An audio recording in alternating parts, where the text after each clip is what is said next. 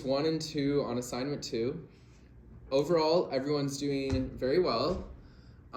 Here are 2 bad habits that we are going to stomp out right now, and we are not going to make these mistakes again. Okay, so the first thing, someone asks you where f of z is analytic.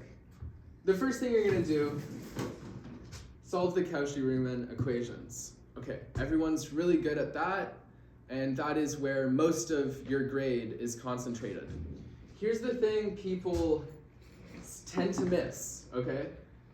You need to state that u and v are C1, or continuously differentiable on the solution set, okay? Or say something to that extent.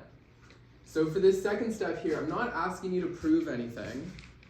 Just state it. Just say u and v are C1 on the solution set, and if you didn't do this, you just lost like 1 mark.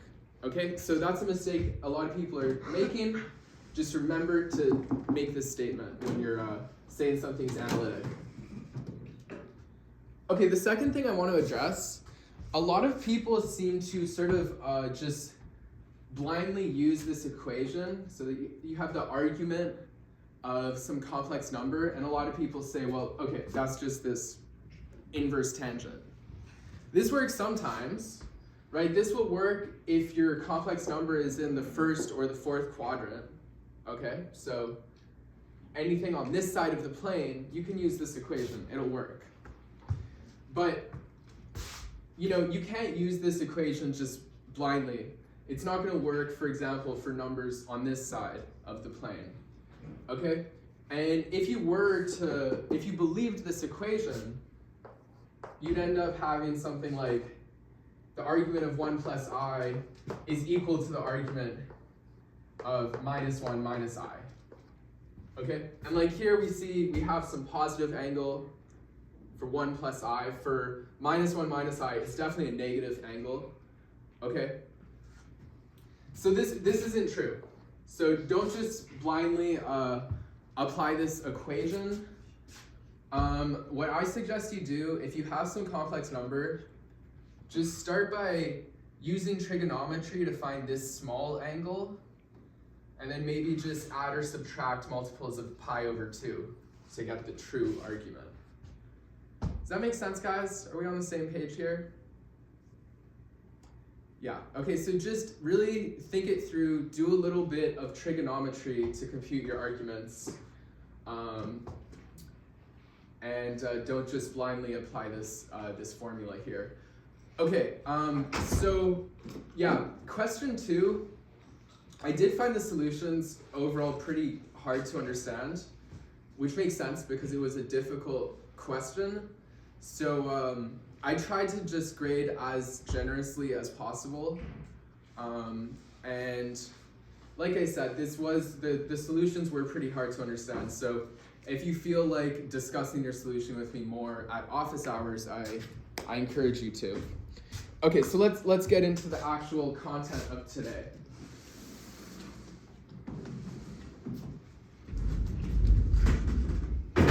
So last week's tutorial,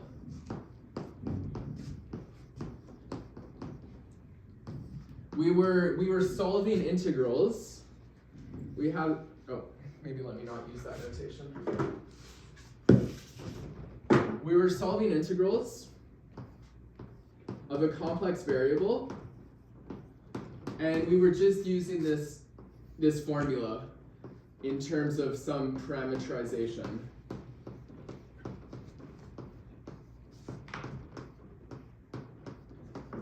Okay, so that's what we did last week. So this week,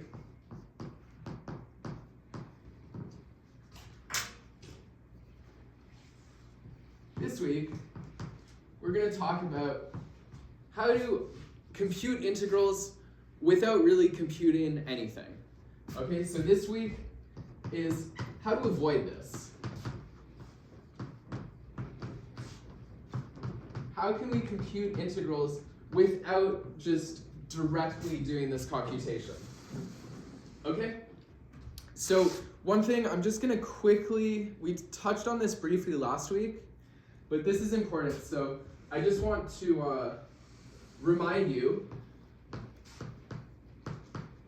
okay, the fundamental theorem of calculus works. It works for complex integrals. Okay, and so just as a very quick example here, say C is some curve. I'll just draw it. Okay, so C is some curve from 0 to pi plus 2I. So here's the point pi plus 2I, and C is going to be just any path. Okay, so any path from 0 to pi plus 2I. Okay? And if we want to compute the integral over C of, let's just say cosine z dz, well, we can anti-differentiate cosine z, right? So cosine comes from sine, so the antiderivative of sine is sine, the antiderivative is sine z, right? And now we're just going to plug in the endpoints, okay? So we just go pi plus 2I and 0. Plug the top guy in, subtract the bottom, what you get when you plug the bottom guy in, okay? You guys understand what I mean by this notation here, right? Yeah? Okay.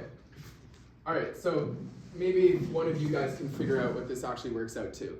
But just by point with the first example here, the fundamental theorem of calculus works, okay? So now moving on to more interesting things. I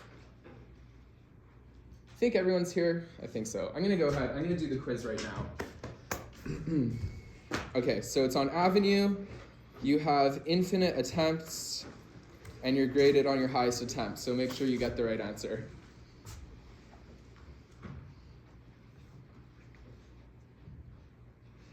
And just give me a moment to open it.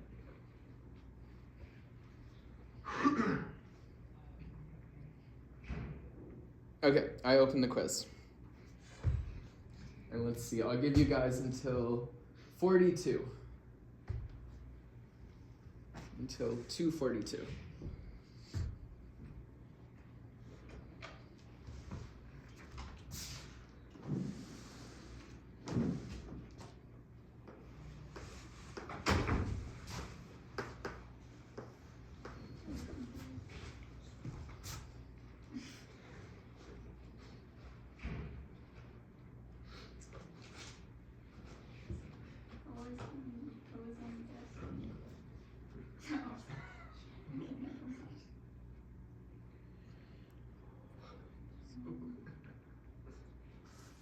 It's a circle.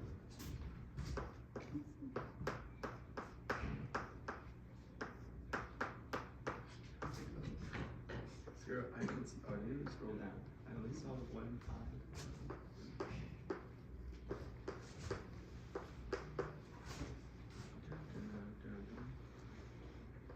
I was getting confused. I was trying to find a pattern of this, but it just doesn't. Yeah, it's just going around 1 negative I. Let's go. I'm looking over 7 or over 6 on the greens. What is it? No, I'm saying I've literally never guessed it right. Oh, she's done maths.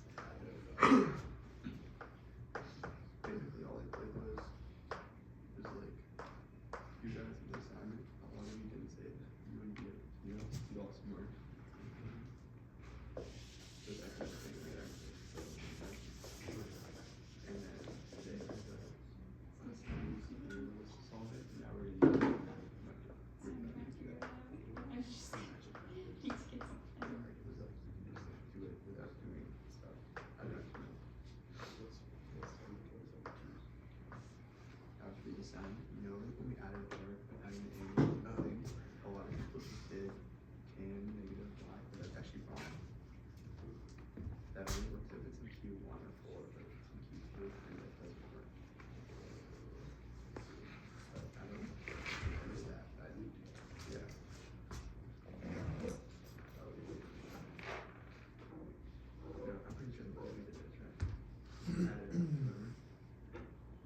what do we think of the quiz this week, guys? There might be a trick to it, I think. I'm trying to figure that out. Yeah, I mean, I'm not exactly sure how you would find an antiderivative for this. So some kind of trick. Even odd thing, is it? An even odd thing? Yeah. Nope. A valiant guess, though. Any other ideas? So it'll come down to something we have not discussed in tutorial yet, which is why, sorry, I already opened the quiz. So do it.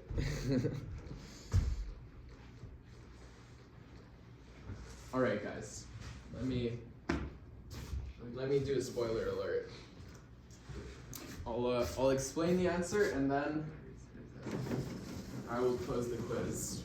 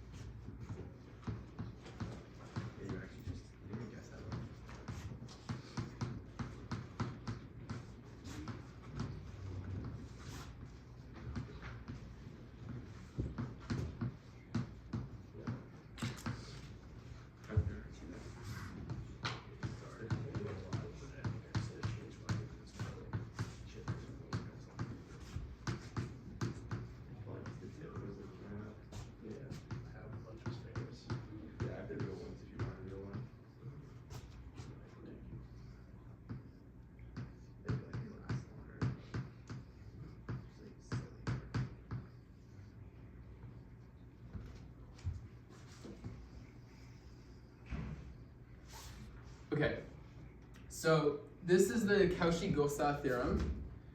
It says if we have a simple closed curve C and our function f is analytic on C and at every point enclosed by C, then integrating over C gives us 0. Okay, so what I mean by being analytic on C, that means we're like analytic at each of these points. And when I say we're analytic at every point enclosed by C, I mean we're analytic in this whole region here. Okay, so this whole region enclosed by C, we're analytic at all of those points.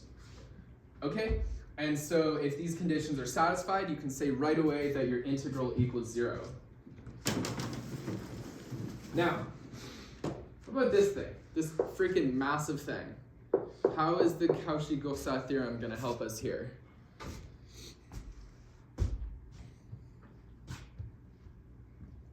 Right, so maybe let's look at this. What is this region? This is a circle centered at 1 minus I, and it has a radius of pi. Okay, so that's our C.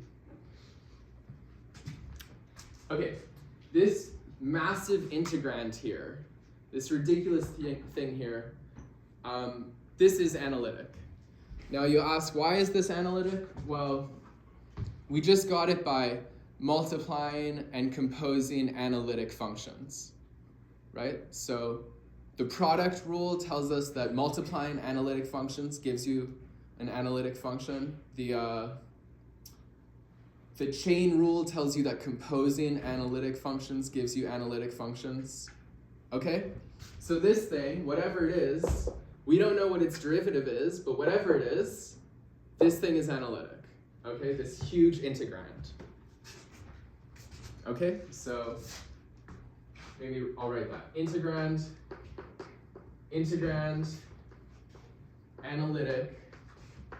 analytic everywhere, so I'll just say on C, by product and chain rules. Okay, so how do we use the Cauchy-Gosset theorem to evaluate this integral?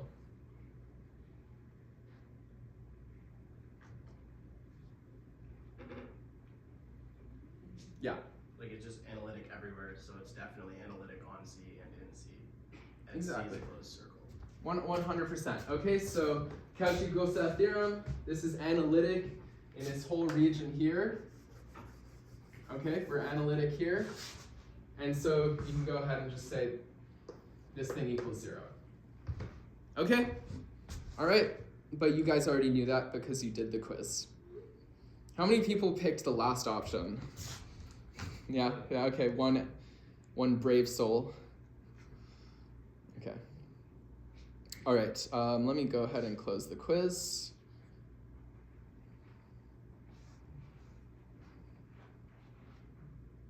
All right, so that's the next topic today. We're going to talk about this Cauchy-Gosset theorem. So this is one example of the Cauchy-Gosset theorem, and let's do another one.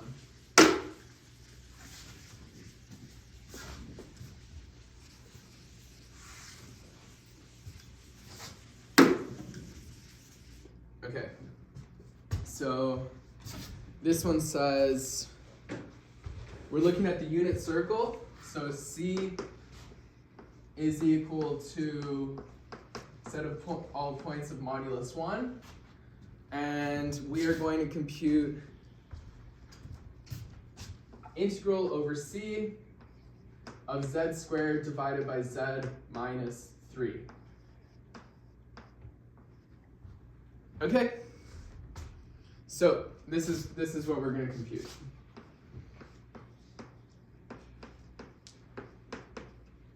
And this is how we're going to do it.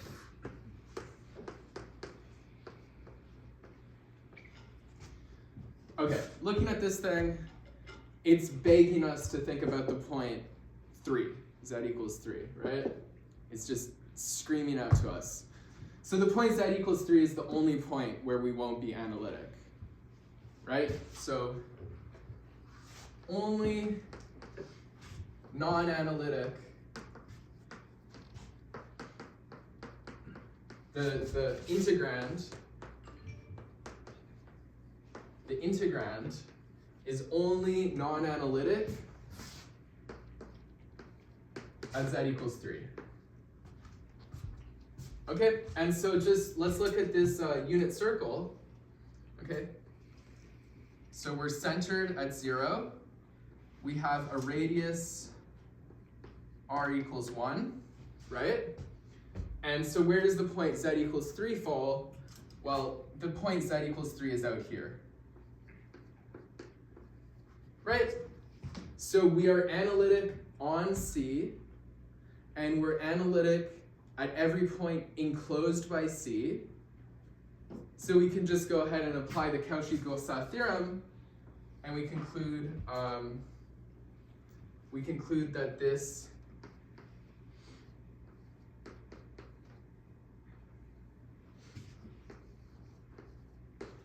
equals 0 by Cauchy-Gosset theorem.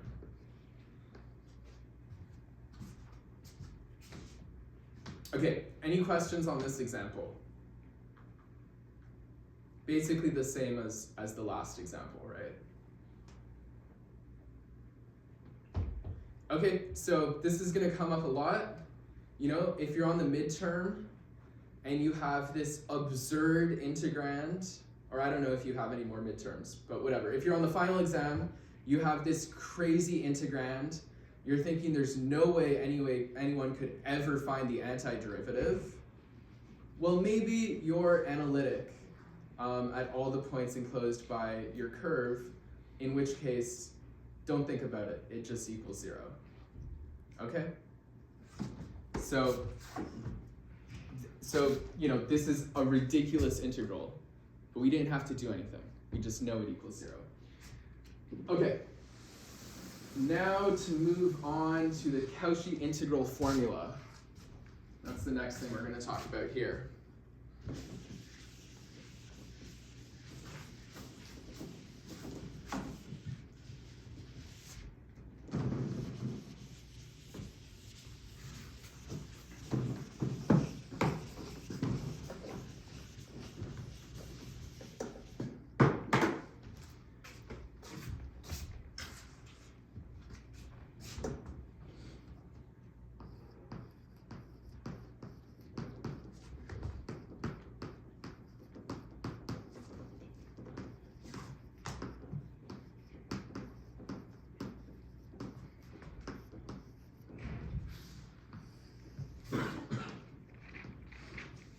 Okay, so like last week I talked about like how we just have such a rich and beautiful and different theory of integration for complex numbers.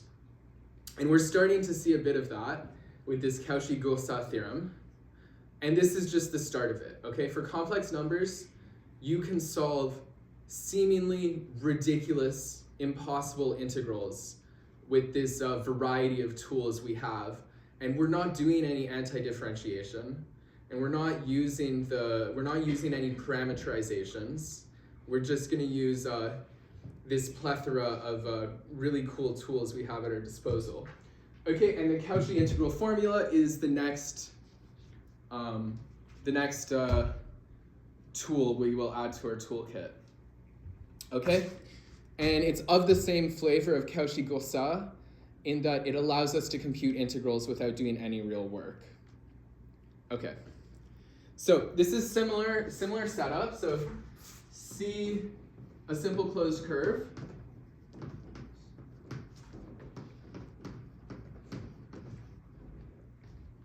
Same setup. F of z, analytic on C, and at every point enclosed by C.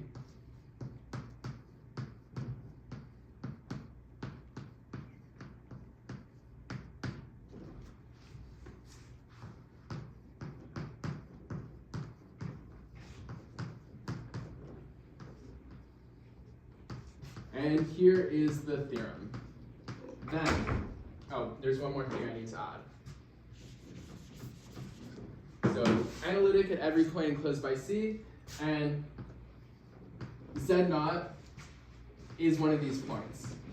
Z naught is enclosed by C. Okay, so going back to the picture we have here, our Z naught would just be a point, one of these points here, enclosed by C. Okay, so Z naught enclosed by C. Then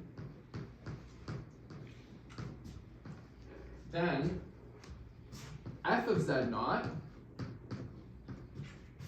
is equal to 1 over 2 pi I times the integral over C of f of Z divided by Z minus Z naught dz. Okay? So it's a nice formula we have here. Just a comment on notation. So your textbook does not use this notation, but it is very common. So you guys should familiarize yourselves with this, because I'm going to use it a lot. It saves me a lot of time. I'm just going to put a circle here and a little arrow like this. And this just means we're going around C in the counterclockwise direction.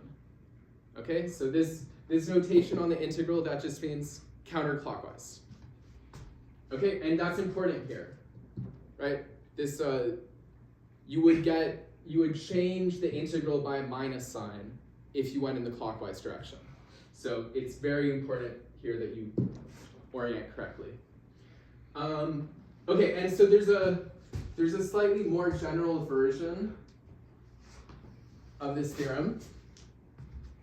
So this is a little bit more general, where the nth derivative at z0, the nth derivative is equal to n factorial divided by 2 pi I counterclockwise integral over c f of z divided by z minus z0 to the n plus 1 dz. So that's the more general version. And if you compare to the formula I just wrote here, this formula is just the case n equals 0. Okay, so before we get any practice applying this theorem, do we have any questions on the statement of this theorem? Yes? So how about the winding number? So in the lecture, there's also a winding number term times the step out, I think. Right, so there are more refined, more general versions of this theorem. That's a good question. But here, C is a simple closed curve. So the winding number around Z0 is immediately equal to 1. Okay, so maybe, I don't know if you guys discussed the more general version with winding numbers in lecture. But I won't discuss that today, but maybe next lecture we'll see even more general versions where C does not have to be a simple closed curve, and we'll start talking about these winding numbers. Was there any more comment you wanted to make? No? Okay. So yeah, you can get even more refined versions using the concept of winding number, which we won't talk about today. All right, so let's go ahead. How do we actually use this formula to evaluate an integral?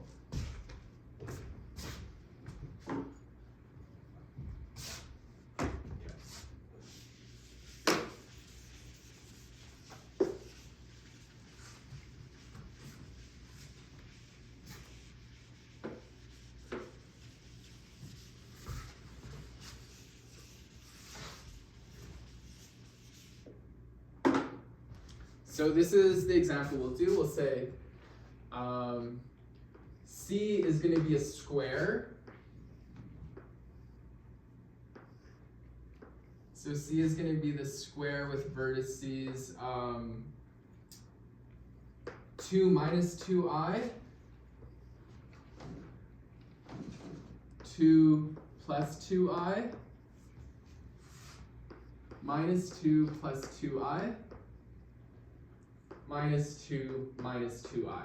Okay, so those are the 4 corners of the square. Maybe put some right angles so we really know this is a square. Okay, and this is our C, and we are being asked to compute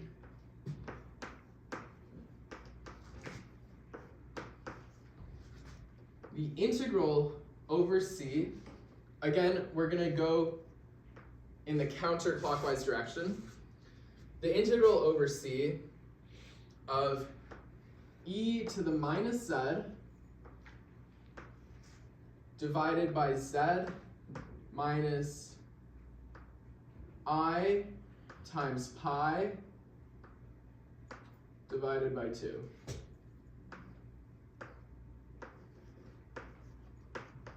Okay. So again, this is a seemingly very difficult integral. I don't know immediately how I would find an antiderivative for this integrand.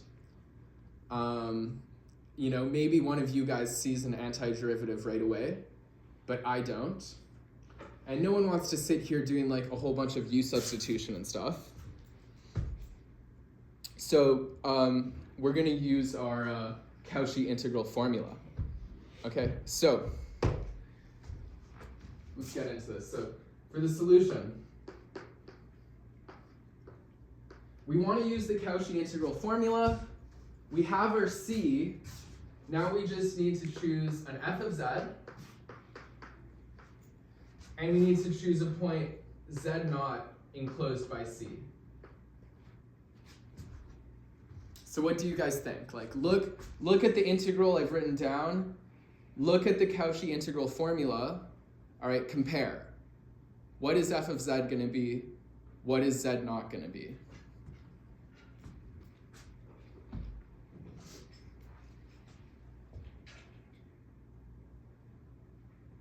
Yes. F of z would be e to the minus z, and z naught would be just I pi over 2. Yeah, really good. Okay, so we're going to take f of z to be e to the minus z, and our z naught is going to be I times pi divided by 2. All right, so there's something we have to check. We have to check that c really does enclose this z naught. Okay, so where's I times pi over 2? So the origin is maybe around here. And I times pi divided by 2 is around here. Okay, so this z naught is in fact enclosed by c, so it's a valid choice. Okay, so now we're just going to go ahead and apply our Cauchy integral formula. So f of z naught is equal to 1 over 2 pi I counterclockwise integral over c f of z divided by z minus I times pi over 2 dz. And we'll just do like a left-hand side, right-hand side argument here. So here's our left-hand side, and here's our right-hand side. So let's just work these things out.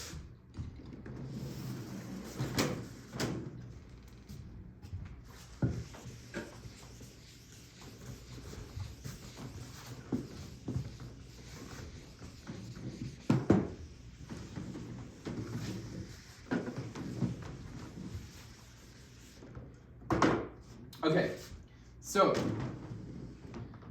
left-hand side, that is f of z naught.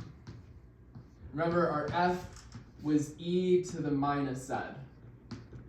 And our z naught, so e to the minus, or z naught was I times pi over 2.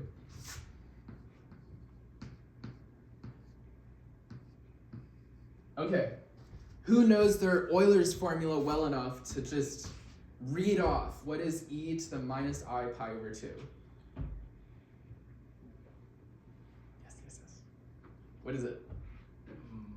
Minus I. Yes! There you go. That's it.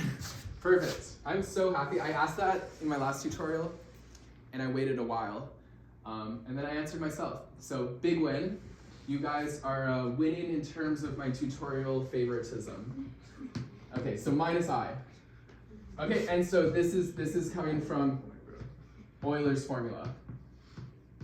Euler's formula. Okay, good stuff. So that's our left-hand side. We've dealt with that. Now let's look at our right-hand side. So the right-hand side is 1 over 2 pi I counterclockwise integral f of z over, I really should have, I want to really keep this, I'm just going to write z naught, although what I wrote before is true, but just for the sake of presentation, I'm going to keep it as z naught here. Okay. And now let's plug things in. So 1 1 over 2 pi I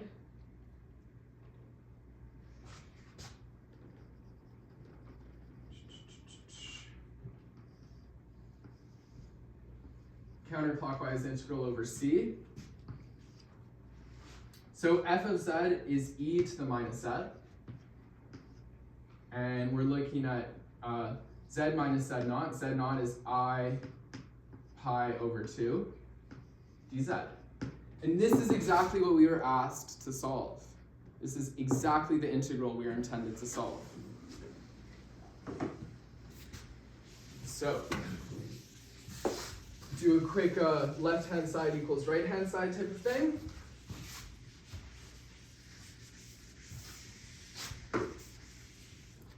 So, left-hand side equals right-hand side. The left-hand side, we saw that was minus I. And the right-hand side is 1 over 2 pi I, the integral we're trying to solve.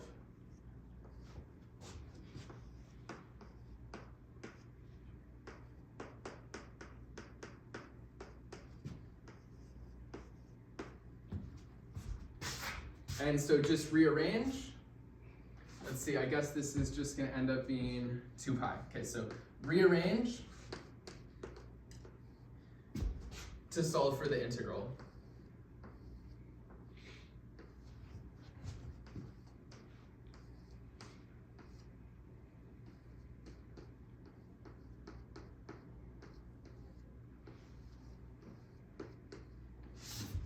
Okay, so we solved this integral.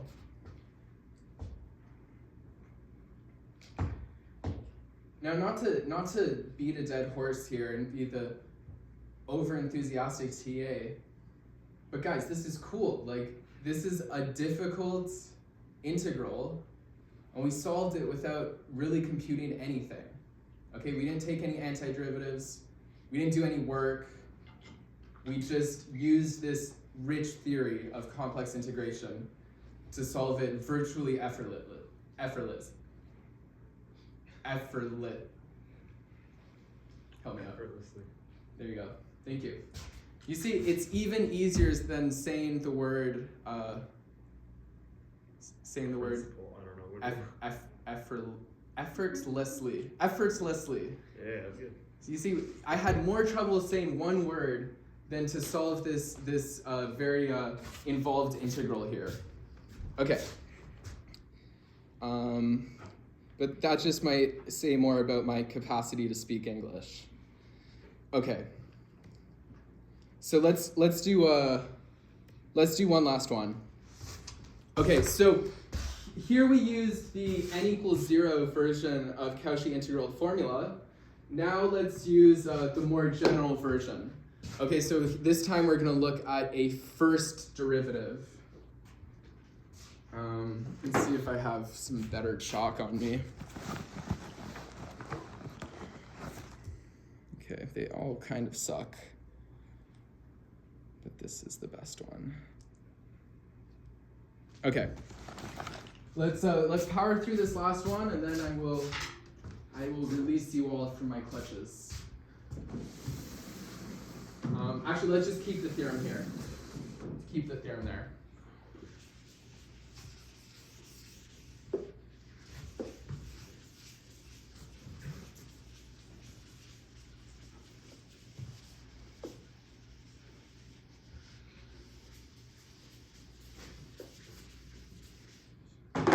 Okay, so this time we're looking at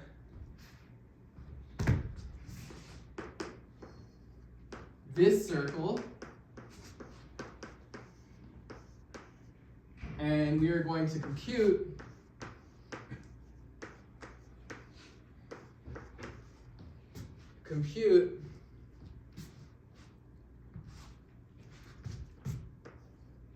the counterclockwise integral over this circle of 1 over z squared plus 4 squared dz. Okay, so first thing you should do, visualize this circle. Okay, can someone help me visualize this circle? Yes. Centered at negative I, it's got a radius of 2. Yes. Okay, so actually it's just centered at positive I. Yeah, positive I.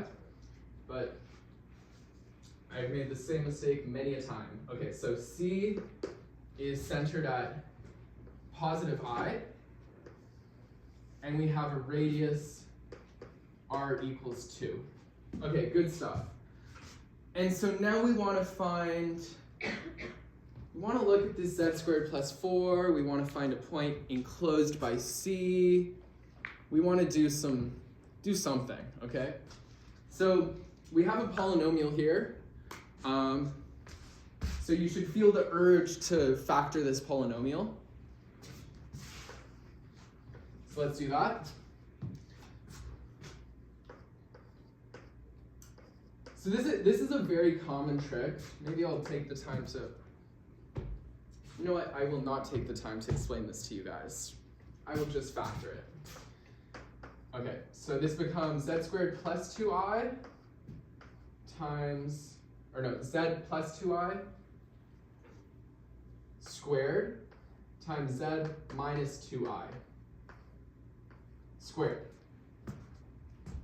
Okay? So that's what that ends up being.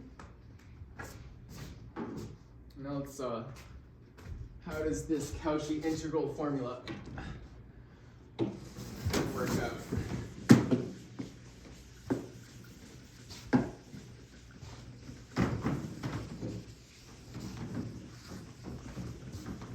But sorry, Yeah.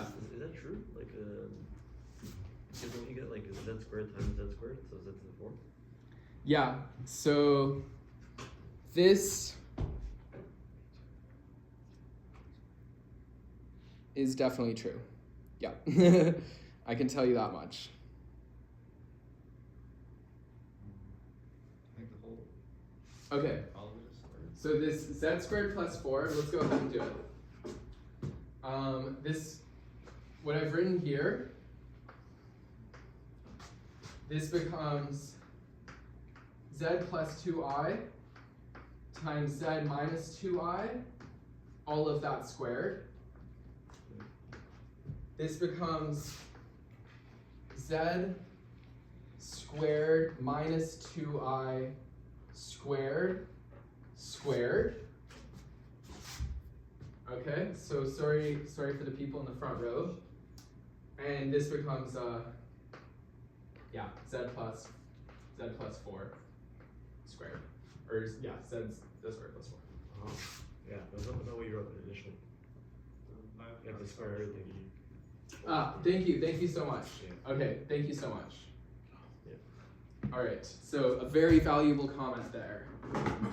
Okay, so we factored this thing, that's good. How does this work out? So we're gonna want an f of z, and we're gonna want a z naught, and I'm gonna just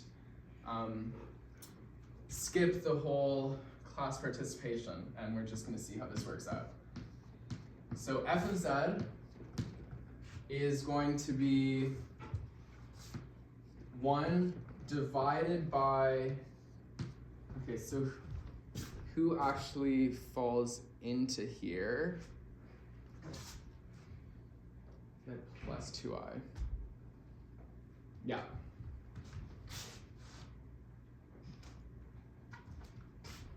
Because 2i, this is radius 2, 2i is just around here. Yeah.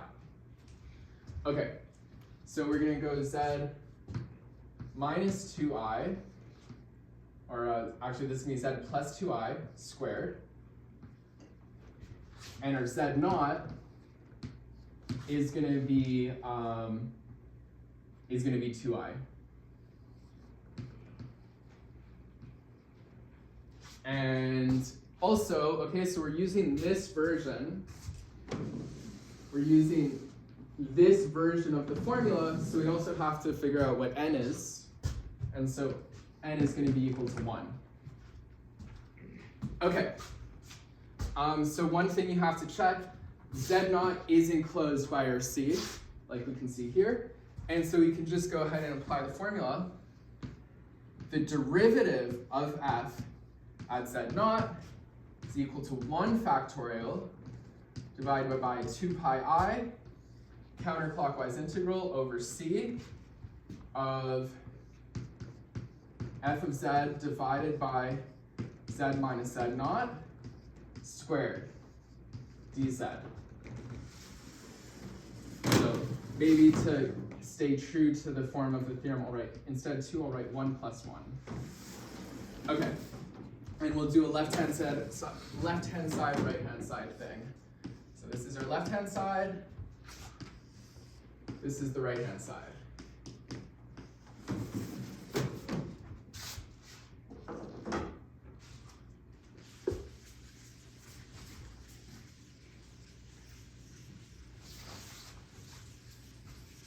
Okay, so let's look at, we want to find the derivative of 1 over z plus 2i squared. And I already did this. I think we are all capable of doing this.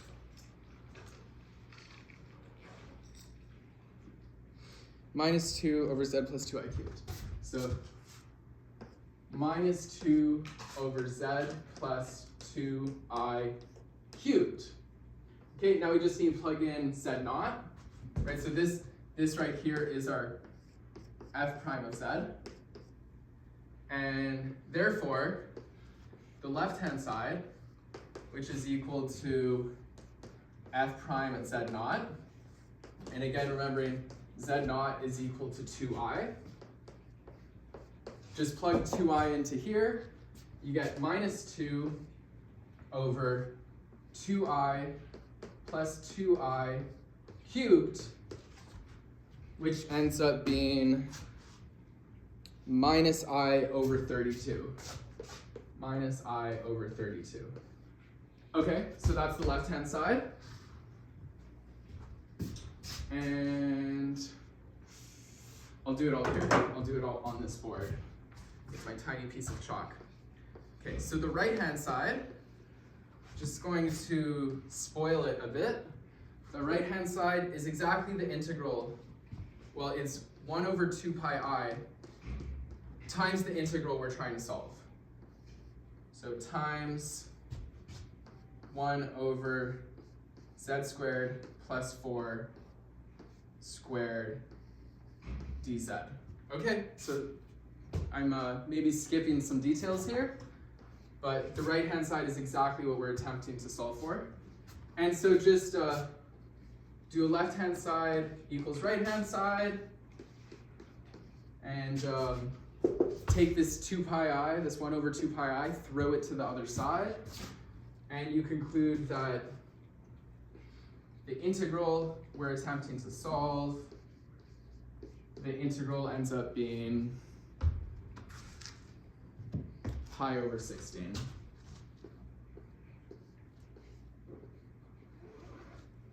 Okay, all right. That's all, folks.